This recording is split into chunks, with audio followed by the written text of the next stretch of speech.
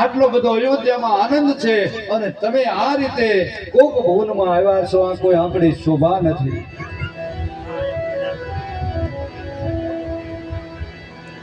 જેમ કોઈ સિંહણ ત્રાળ નાખે ત્રાળ નાખી છે. અનેક પ્રકારથી સમજાવે. મારા દશરથ કેવા લાગ્યા કે હે કઈ કઈ તારે બે વરદાન જોઈએ તે માગી લે. ત્યારે કે છે કે ઈ મારે અત્યારના નહીં, થાપણના મારા પેલાના પડ્યા ઈ જોઈએ છે.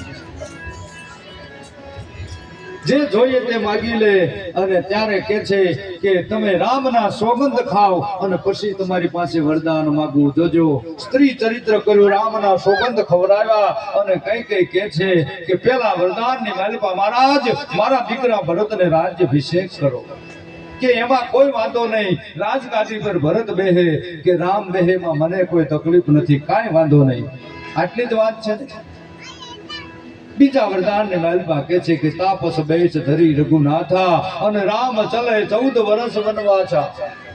તપસ્વીનો વેશ ધારણ કરે, વલકલ ધારણ કરે અને 14 વર્ષ રામ વનમાં જાય. આવા શબ્દ જ્યાં નીકળ્યા મારા દશરથ ધરતી પર પડી ગયા છે. અનેક પ્રકારથી મહારાણી કઈ કઈને સમજાવવા લાગ્યા કે હે કઈ કઈ એકની બે ન થાય તો તારે હંમેશને માટે કાળા વસ્ત્રો ધારણ કરવા પડશે. રામ વિના મારા શરીરમાં પ્રાણ નહીં રહે. રામ છે ઈ મારો પ્રાણ છે. પણ કઈ